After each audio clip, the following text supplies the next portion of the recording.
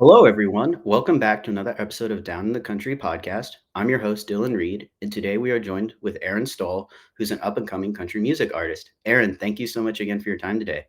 Hey, thank you for having me. I love being on your podcast. Glad you're here.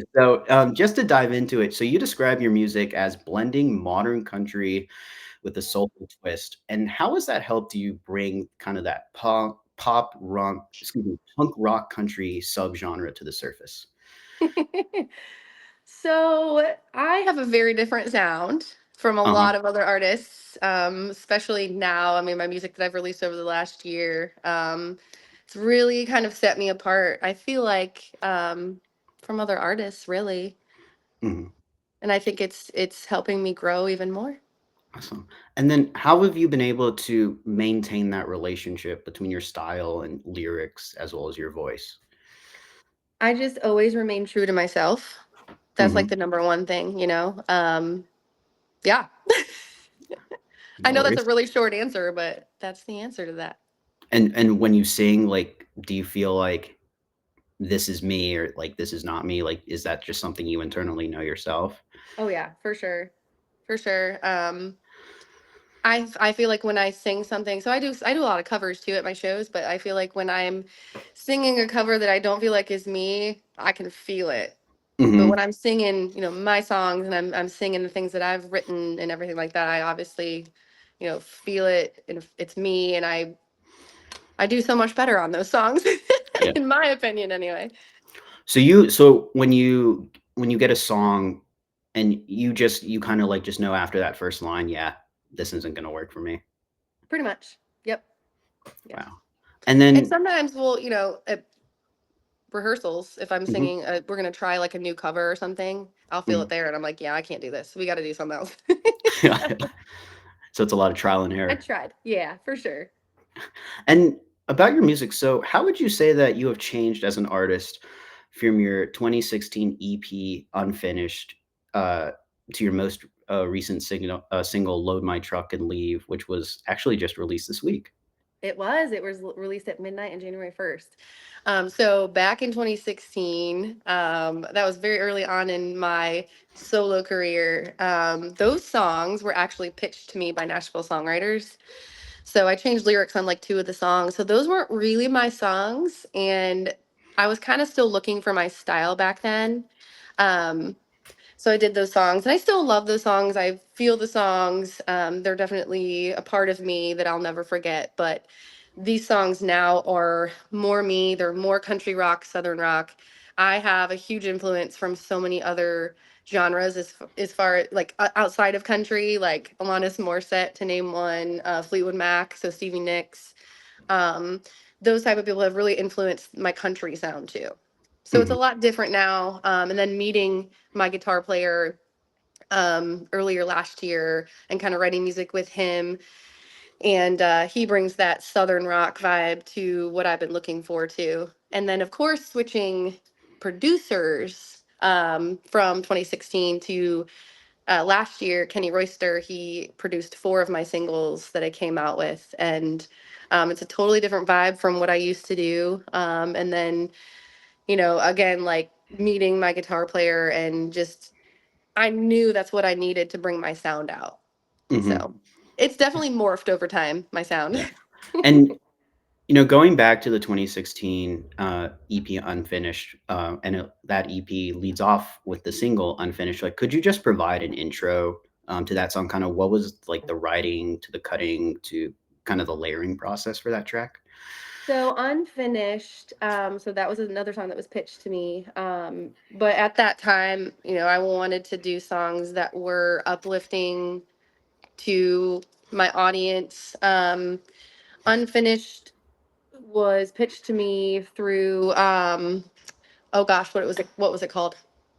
It's a whole like magazine that you can put ads out into and it goes out to songwriters. Anyway, but when I heard that song for the first time, I cried. I was like, I've got to do this song. Um, so I did. But my producer at the time, Randy Rocket, he's awesome. He did an amazing job on that EP for me. he was like, this would fit your voice really well. Like, it's the vibe, all that stuff. But I heard it, practiced it, came down here. We charted it out for the studio musicians, went in the studio, recorded it. I even cried doing that song too. But, the main aspect of that song is you don't want to live your life unfinished. Mhm. So And go after it. yeah. And do you mind if we play, like, a little clip of that Go song? ahead. Feel free.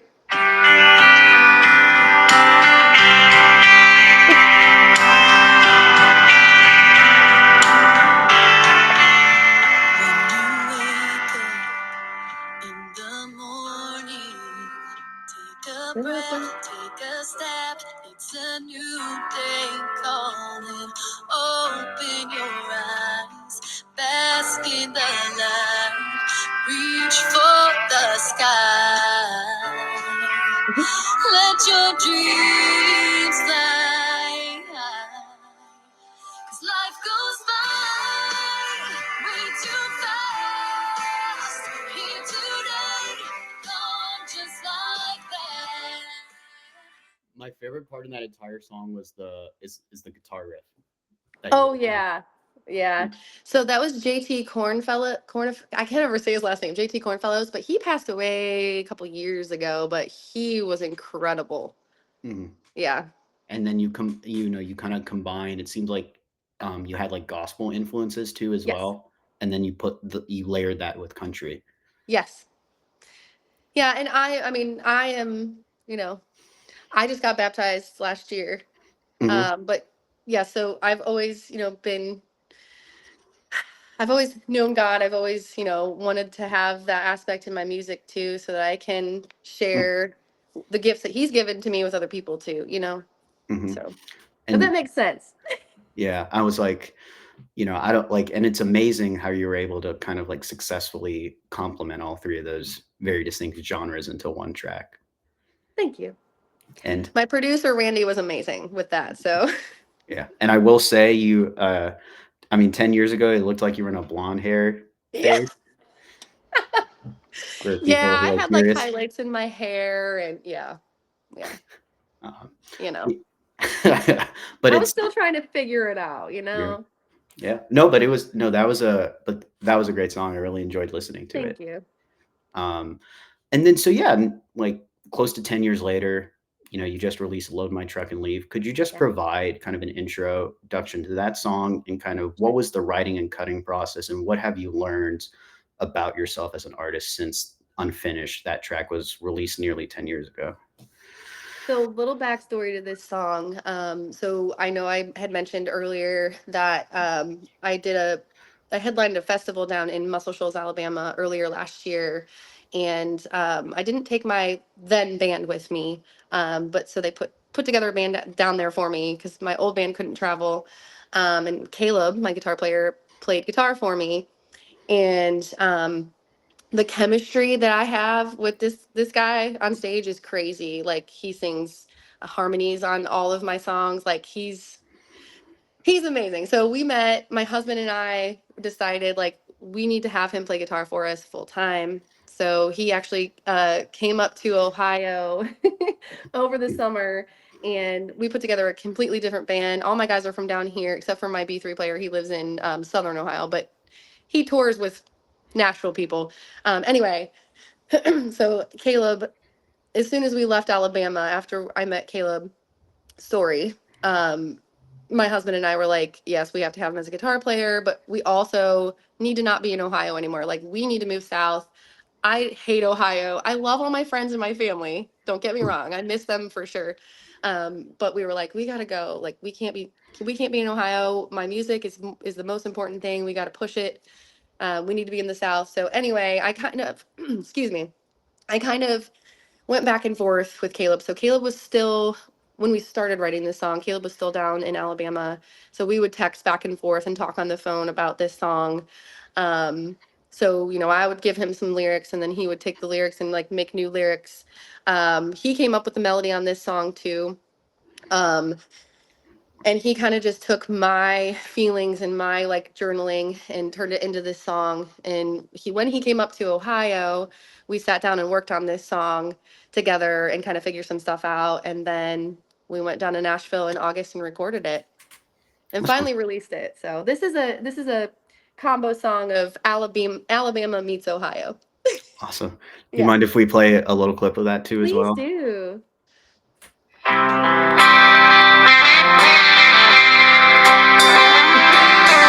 Woke up in Ohio, but I didn't feel at home. My heart broke down on the side of the road. By the last gas station at the Tennessee state line, 'cause my mind is stuck on Alabama time. Felt that southern sunshine glistening in my hair. First time in my life I wasn't cold. Smell of honeysuckle hanging in the air makes me wanna leave my house and go back home. Get lost out in the stars that fell on sweet home Alabama. Trying not to load my truck and leave. Sound of country fiddles tugging at my heartstrings makes me wish. So it's interesting. I mean, even though that there's like nearly a 10-year difference between Unfinished and Load My Truck and Leave, it still seems like that a lot of the same kind of base ingredients were kind of taken from Sure. that track and applied to this one, but it's a lot slower. For sure. For sure. And this song, I mean, I didn't want to leave Alabama when we were there, and neither did my husband. We had the truck down there too, and I kept saying like, I don't want to pack up and go. I don't want to leave, but I had to, obviously Hmm. for my kids. Yeah. But yeah, I mean, yeah, it's a slower song. It's kind of still got a little bit of that unfinished vibe, and the meaning, Hmm. for sure. Yeah. And what I was just curious, Yeah.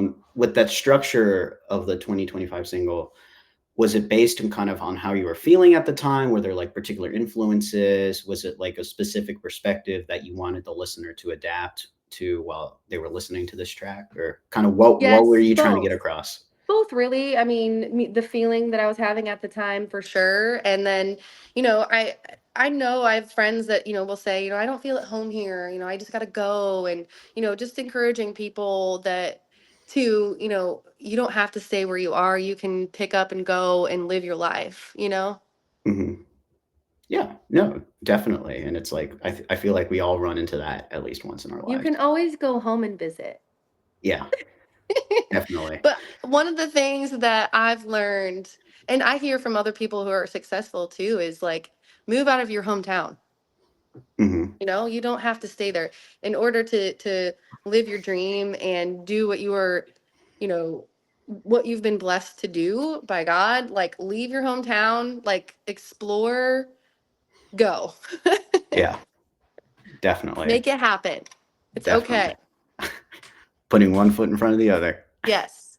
Try to Def anyway. Sometimes you Yeah, might stumble and fall, but you just get back up, right? yeah. Well, I always, it's funny you mentioned that. I always have to wear this Cowboy Revolution hat. I'm not saying I'm sponsored by them, but I love I this love hat. that. And if I don't wear this hat on these podcasts, I swear, like I feel like I'm not on. I just can't do it. That's my quirk. Sometimes when I wear a cowboy hat on stage, I feel so much more confident, so I understand. Yeah, it's like a it's like a it's not just a hat. It's like an idea that you want to get across to people. Yes, that's right. Hmm. That's right. And going back to kind of what you were saying about where you're from. So you're from a small town in northeastern Ohio. So how have you been able to let people get to know who you are through your music? So most of my songs pretty much talk about that, like living in a small town, and a lot of people in the everywhere live in a small town, and like my song "Spread My Wings" in this rundown small town crawling up on me. Everybody feels that sometimes when you're not when you're where you grew up. Just feel that feeling of having to like get out of the small town. I mean, I think that speaks to a lot of people that live in little villages like I did. Um, but yeah, I mean, I grew up in a little town called Wadsworth. And then I didn't really move very far from there, like 20 minutes west to a little village called Lodi, an even smaller town where my husband grew up.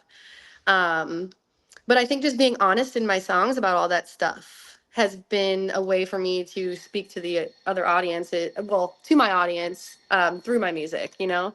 Mhm. And, is it kind of one of those, like, towns in Ohio where it's like Jack knows Jill and Jill knows Yes. Sally? Everybody knows everybody, pretty much. And So, and I'm an I'm open book with everything too. So yeah, people know who I am. it's a blessing and a curse. Yes, it is. So, I mean, For it kind sure. of, you know, you can't run or hide. That's right. But I will tell you though, those small towns are really supportive though. Mhm, There are so many people that are rooting for me back home, and I'm gonna start getting emotional. It's amazing. Like, as much as like I wanted to get the heck out of there, mhm. like I miss them. I mean, the support is like no other, you know? So, like, with Load My Truck and Leave, did you get, like, a lot of, emails and texts back from people saying, like, "I love this song," and Oh yeah, yeah, yeah. Since it's released, I actually just got a text message from somebody that it was a wife and a husband, firefighter and EMT, I think, from Ohio, Columbus area. She was like, "Are you playing anywhere? Like, send me your schedule." Like, I haven't seen them since this summer, and they love my new song, and all these people love my new stuff, and I'm so excited about it. So that yeah. means I'm speaking to people through my Mhm. music. Yeah. No, definitely. I mean, it's all about I mean, it's kind of that, it's relationships, like, one person knows 2 Yeah. people, 2 people know 4 people, like, you know, Yeah. and then that's how what I've started to learn music kinda really grows and expands. For sure. And I want to write music and release music that gives people hope too, Mhm. and motivation. Motivation.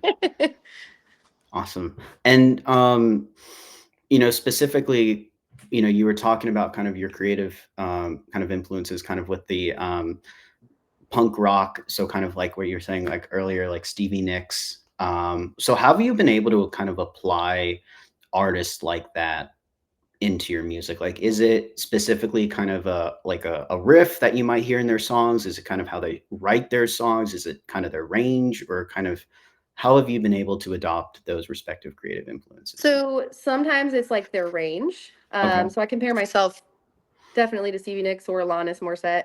Definitely the range and some riffs. I mean, no song is like every single song is built off of some of the same riffs from other songs. Let's just be real here. So yes. So from other songs, like so Load My Truck and Leave. I had the idea for a riff from a song called shoot. It was a Nikki Bloom and the Gramblers song.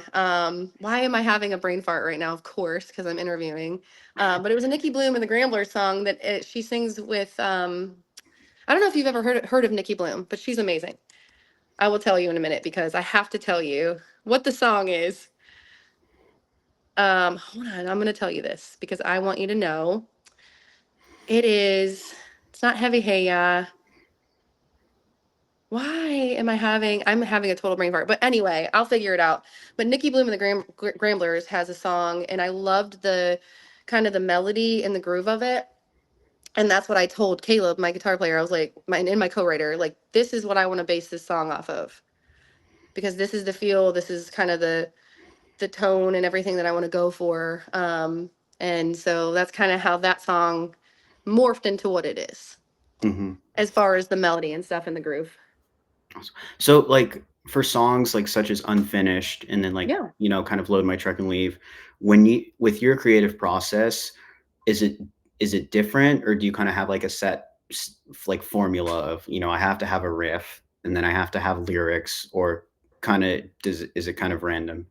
So I would say now in my songwriting, now that I have written over the years, It just depends. Sometimes I might come up with some lyrics, but sometimes I might come up with a groove and the melody. So like last night I was outside in the garage writing with my co-writer, guitar player. My son actually came up with a little riff when he was here the other day, and I was like, "Oh my gosh, I got to write a song after that." So we kind of built it off of that first. So Mm, we built the chords. So we built the verse and the chorus and the bridge last night, and then we just came up with some lyrics. We haven't finished the lyrics yet. So basically, what we did is we obviously came up with the music. Now we're coming up with ideas for the lyrics, if that mhm, makes sense. So there's kind of a formula. When I was working on my album with Caleb Story and Scott Sachs, look him up. Um, he's my producer on the album. That's kind of some of the stuff that we did. Same formula where we came up. Okay, we got this cool groove on guitar. Let's build on that and then come up with lyrics. But first, for my album, we actually came up with the titles. I came up with the titles for each song that I wanted the titles to be, and some of the titles were ideas that I've had like years ago. mhm. So then we would come up with the music. Most of the songs we came up with the music first and then would do the lyrics. So it's easier, I feel like, to come up with the music first and then the lyrics. But Okay. No, it seems, and that's kind of the cool part of, learning from all y'all is that you all have your kind of your own yeah, way of doing it. yeah, for sure, for sure. But the end product is always the same, is getting the best possible Yep, sound. yep. And is that process in itself like, this is, just like, so it's like if you make like an A chord, does that kind of tend to correlate with certain words, or does it really depend on the key that you want to write your song in? So I would say the chord. So like if you're playing like all minors, like an A minor or E minor in that song, it's gonna be kind of like a more melancholy kind of song, you know. But if you're Okay. playing like major chords or like a G, or if it's a G and it's like G C D, like it's like a poppier, happier song, you know. Mhm. Yeah, and what is it? The 1, 3, 4, 5, I think it is? It's like the So the common. numbers, the Nashville numbers, believe it or not, I just learned this like over the last year. And because I was always like, oh, they're chords, but I don't know the Nashville lingo, but it's numbers, it's a number system. Caleb uses it too, but all it is so if it's in the key of C, Mhm. you have, so it's the key of C, C is going to be 1, C, D, E, F, G, A, B. So C is going to be 1, D is going to be 2, C, D, E is going to be 3, F is going to be 4, G is going to be 5. Okay. And then A is going to be 6, and B is going to be 7. So Okay. if it's in the key of D, 1, 2, 3, so D, E, F. So 1, 2, 3. That's all it is. They overcomplicate it, but it's not complicated. Okay. Does And that is make it sense? Yeah, no, and is it for people who don't read sheet music? Yeah. Yep. So like last night, Caleb was like, so the song that we wrote last night is in, I think it's in C. He's like, all right, Mm, 1. It was like, no, D. It's in D. So 1 would be D, C would be 2, G would C. Wait, D? No, C would not be 2. So you have to like figure it out, but wow. It also seems like it's a lot of math. it is. Music is math Yeah. for sure. 1000%. And, so do you tend to gravitate when you write to certain numbers within that natural number system? Well, keys, I would say. I do a lot of my songs in the key of D or C, Okay. sometimes G, but yeah, Okay. very rarely like any minor keys Okay. but yeah, 'Cause it seems like a lot of songs are basically built off of the same, like, 4 chords. for sure. Yep. And you know what? Actually, one of the songs that I put on my album, Scott Sachs wrote. So it's one of his songs. So I did one song that wasn't mine on my album, but I made it mine. But it's one chord. The So entire time. sometimes the simpler the chords, the better the song. Mhm. Like one of my songs, I think only has like 3 chords in it. It's like 3 chords in the truth, you know. Wow. It's amazing what you can do with, like, for 1 note, 2 notes, 3 For notes, sure. For sure. Yeah. and you're talking to someone that doesn't play any instruments, who just writes. Well, So, now you know. now I know. Now I can, store that information in my brain now. So, There you go. Time to get a harmony guitar. Yeah, arming me with skills that I will need. So, That's right. so, so you've won actually many awards and accolades. So specifically, the winner of the ESPN Cleveland, the really big break in 2024, the 2024 ISSA Awards nominee. You were the finalist for Best Modern Country Song, Country Girls Do It Better in 2024, just to name a few. And how do you remind yourself that you're kind of that same person from Northeastern Ohio who's just doing what she's meant to do? um, that's a really good question. But don't forget, I did win Song of the Year for Country Girls Do It Better at the Josie Music Awards last year in October. Oh, Literally the weekend that I moved here. oh, wow. Yeah. So, but how do I remind myself? I mean, I go back and I always like to reflect on what I've done. Mhm. Um, sometimes I'm really hard on myself and sometimes I'm like, am I good enough? Am I good enough? But I think we're human and we all do that same thing in our brains. But I like to always go back and just look at what I've done over the years of my music. And I just remind myself, you're doing what you're supposed to be doing and you're being rewarded for it. And it's also inspiring other people where you came from. So Mm. And could you just tell us what the Josie Awards is? sure, it's actually the biggest independent artist music awards that they have. And it's held at the Grand Ole Opry. Mhm. So I got to stand in that little circle at the Grand Ole Opry and accept my Song of the Year for Southern Rock Country Rock this year. So, but it's a great it's a great awards um, thing for independent artists because a lot of independent artists don't get recognized like the bigger artists do, like with the CMAs and stuff. And there's so many amazing artists that are independent that could be getting CMAs. So this is a great way for them to give back to the independent artists. And is the CMAs and the Josies, are those thrown by the same organization, or are they two totally separate? Two totally separate. Okay. Yep. Awesome. And is it similar kind of, best album, best song, like, Yeah. Yep. oh, awesome. Same kind of format for sure. Yep. Okay. And what's the, I've never watched the or seen the Josie Awards. Like, kind of what's the award look like that they give you? Oh my gosh, I should have brought it downstairs. It's glass and Oh, it's kind of like this yeah. and it's engraved. It's awesome. Oh, wow. Yeah. And is it like heavy or? It's like, I don't know, it's probably like 5 pounds, maybe 4 pounds. Oh, wow. That's pretty So heavy I for like also a have an trophy. award from Ohio, from the Ohio Music Awards from 2016. It's glass too, it's just a different shape, but it's engraved. It's a little bit heavy. Oh, wow. No, Yeah. congratulations though. Thank you. Thank you. I- And I was so in shock, actually. you're in shock? Really? Yes. Why? I don't know. Because there's so many amazing artists that were up for it. So, But did you know that you were nominated beforehand? yes. Yeah. Yeah. Oh, wow. So So it's kind of really like it is really the luck of the draw. it is. It is. Well, I think they said that there were 72,000 submissions for all the categories and only like 100 and some odd people get awards. It's like applying to college. Yeah. Yeah. Pretty much. Pretty much. So, but I feel good about it for sure. Wow. That's awesome. And so, you know, one of the things that I know you and I have talked about, so you love horses. So you recently lost your horse Blackjack, as known as Yeah. Domino's Excalibur, and you had him for 16 years. And so how has he helped you in your creative journey as a country music artist? So I miss him so much. He was really sick though, and really old, so it was time. But I mean, I'm country, Mhm, and you know, sometimes I would be on him riding, and I would think of something like just riding, and I'd be like, oh, this is a good like beat. Oh, this song would go good to this. But just I don't know. He made me happy, and he was also another outlet besides music for sure. I mhm, mean, there's a song. There's a song that's on my album that is going to be released first. It'll be the single called Six String Horse.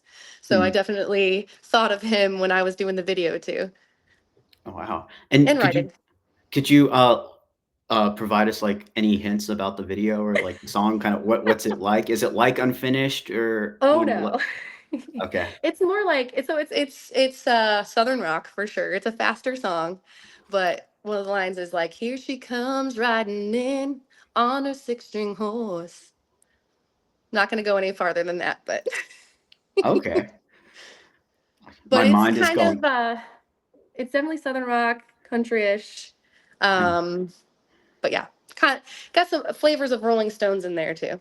yeah, I can only imagine. Like what's it's like that classic cartoon where you like go inside the character's brain and it like shows like different images and then it kind of does like the zoom out. Like that's kind of what I'm feeling right now. I'm like, Yeah. you It's a know, fast somebody. song. There's like bar chords and I'm like playing really fast and then really fast, but it's a great song. You'll love it. When is it going to be released? February. I It's don't in have the February. exact date yet, but yeah, February. And The album over what's that? pre-save link for it at least. I'll share that soon. Okay, awesome. And you were saying album too as The well album will release in March. in March. Yeah. Oh, so you're going to be in the studio a lot. We finished. We Oh, you're finished finished. right before Christmas. Oh So wow. right now, everything just got mixed, and now everything's with the mastering guy. So everything's getting mastered right now. So I'm in the background, you know, making sure all the songs are registered through BMI, everything like that, and just preparing for it. So Wow. And I've always been curious about that process. So, yeah, you finish a single, you finish the album, and then you do the cutting, or I would call it editing, just to make sure you get out the bugs, I guess you could yep, say. yep. And then what ends up happening after that? So it's different this time around, the way that I've done it. So last year, all of the songs that I recorded was with Kenny Royster. He's an amazing producer. He also mixes, engineers, and masters as well. So that's what he did after everything was done. He would mix and master it, and then it would be done, and I could go release it. This time around, I have my new producer, Scott Sachs, and then there was another guy that we sent it to be mixed, another amazing mix engineer. His name's Adam.